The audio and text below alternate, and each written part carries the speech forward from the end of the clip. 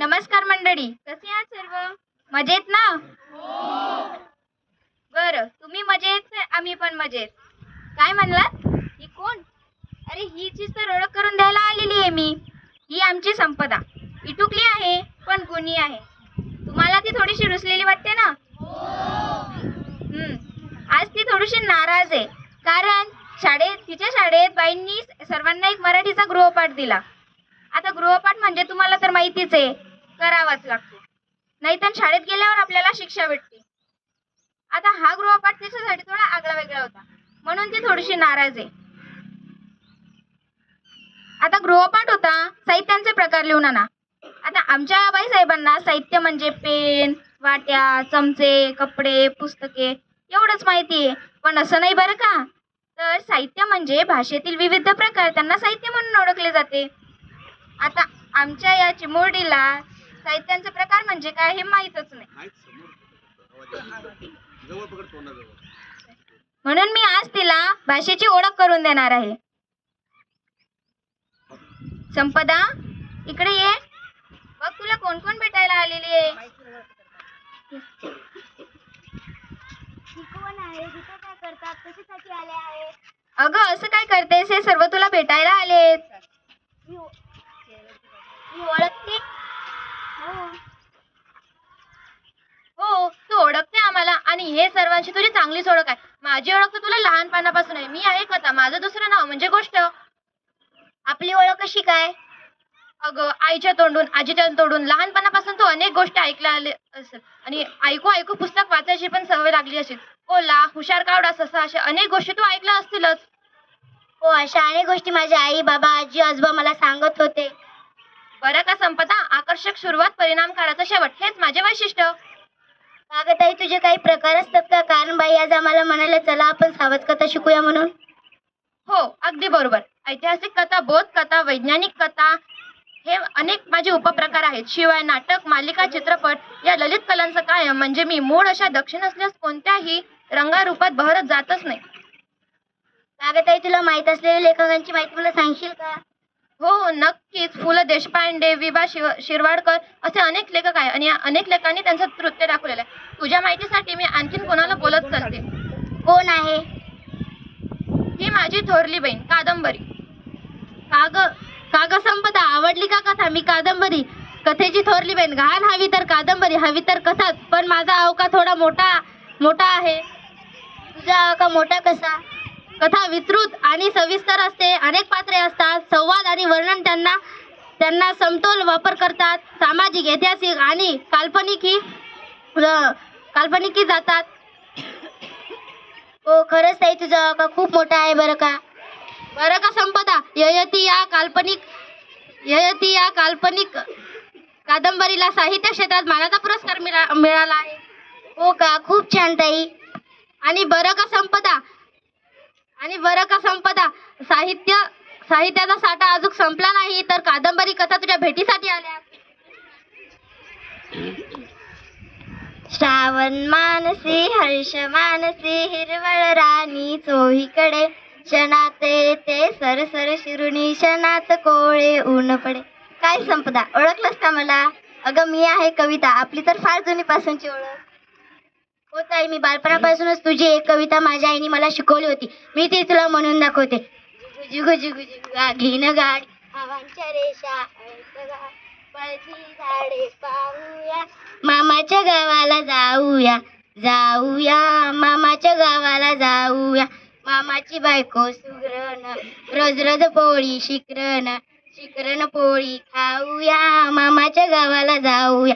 ही कविता खूप लहानपणी मामाच्या गावाला जात असताना मी गात असे.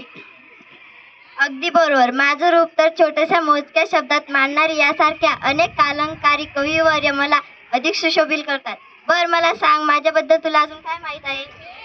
ताई, तुझी रचना कवितेत अर्थपूर्ण असल्याने गाण्यात पण रूपांतर होते आणि तुझा अवयव छोटा असल्याने लवकर लक्षात पण राहते. अगदी छान निरीक्षण आहे तुझं. बर, मला सांग, तुझ्या शाळेमध्ये मराठी दिन साजरा करतात का? हो, करतात ना. कोणत्या तारखेला? 27 फेब्रुवारीला.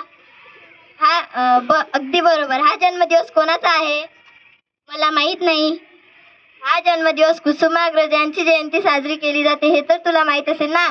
कुसुमाग्रज यांचे पूर्ण नाव काय आहे? यांचे पूर्ण नाव वि वा शिरवाडकर आहे. यांनी अनेक पुरस्कार देखील मिळवले. कविवर्य कादंबरीला उत्कृष्ट पुरस्कार मिळाले आहे. म्हणून मला एक ओळ म्हणावीशी वाटते. माझी भाषा माझी आई अर्थ भावनांना देई. हो का, खूप छान ताई माहिती सांगितली. कथा, कादंबरी, कविता या सर्वांचे एकत्रीकरण म्हणजेच नाटक होय. नाटक? हो, नाटक. ओळखलं का ग मला संपदा? कथा, कविता या सर्वांचे एकीकरण म्हणजे मी. चल तर कसे सांगते मी तुला. अगं, इंद्रधनुमध्ये जसे 7 रंग असतात ना, तसेच कथा, कविता, कादंबरी हे सर्व मिळून नाटक तयार होते. माझ्या नाटकामध्ये पात्र असतात, सुरसुरीत संवाद असतात आणि तुला माहिती आहे का मराठी भाषेत रागमणी म्हणतात ते. हो ताई, मी कालच एक धमाल नाटक बघून आली आहे. अरे वा, तू खूप छान नाटक बघितलं. हो, दूरदर्शनासाठी नाटक हा खूप छान अनुभव आहे आणि मला नाटक हा खूप छान अनुभव असतो. हो का, खूप छान माहिती सांगितली ताई. अजून आता मी तुला डबल एका प्रकाराची माहिती देणार आहे, ते म्हणजे चरित्र. ए संपदा, शुक अगं इकडे बघ. तुम्ही कोण? अगं मी चरित्र एखाद्या थोर व्यक्तिमत्वाच्या लेखकावर प्रभाव वाढवते आणि त्याच्या आयुष्यावर ताकद देणारी प्रेरणा देते आणि यातूनच मी जन्माला येते. हो, आता आठवलं मला ताई. बाई मला म्हणत होत्या की थोर व्यक्तींची महत्वाची चरित्रे ही सामान्यांना प्रेरणा देते. अगदी बरोबर, कारण मी संघर्षमय कर्तृत्वान आणि लेखकाच्या कर्तृत्वान आणि संधीचे स्वर्णवान रूपांतर करणारा आणि आणि माझे एक छोटेसे रोपटे आहे, ते म्हणजे आत्मचरित्र.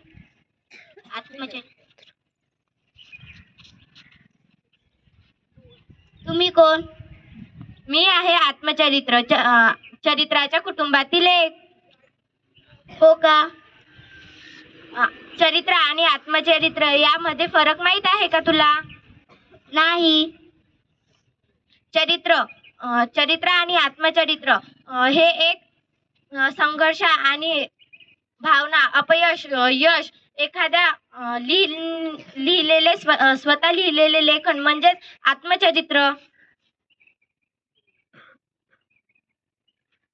तुला आत्मचरित्र कोणी कोणी लिहिले हे माहित आहे का?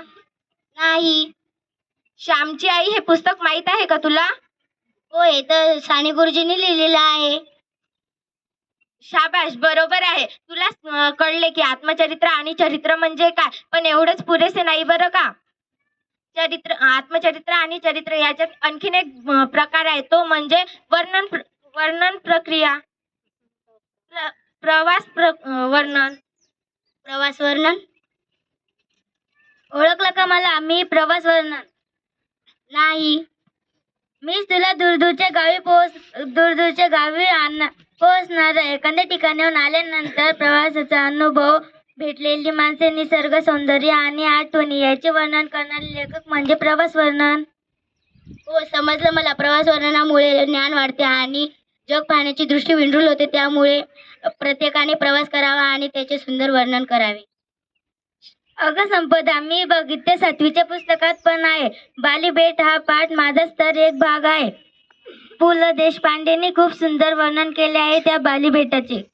हो, हे तर आमच्या ताईने आम्हाला शिकवलेले आहे. यानंतर मी माझा सर्व गृहपाठ पूर्ण करणार, अभ्यास पूर्ण करणार. तर काय मंडळी, कळाले का तुम्हाला साहित्यांचे प्रकार? आज आमच्या संपद्याला पण साहित्यांचे प्रकार म्हणजे काय ते कळाले आणि तिच्या आनंदाला पारावर होऊ लागला, कारण ती आता तिचा गृहपाठ अगदी आनंदाने पूर्ण करणार. संपदा, काय ग ताई? काय ग संपदा, कळाले का तुला साहित्यांचे प्रकार? हो. बरं, पण तुला एवढ्याच याच्यावर थांबायचं नाही, तर तुला सर्व साहित्यांची आणखी ओळख करून घ्यायची असेल तर तुला पुस्तकाशी मैत्री करावी लागेल. विविध प्रकारची पुस्तके वाचावी लागतील आणि एक लक्षात ठेव की पुस्तकेच आपले खरे मित्र असतात.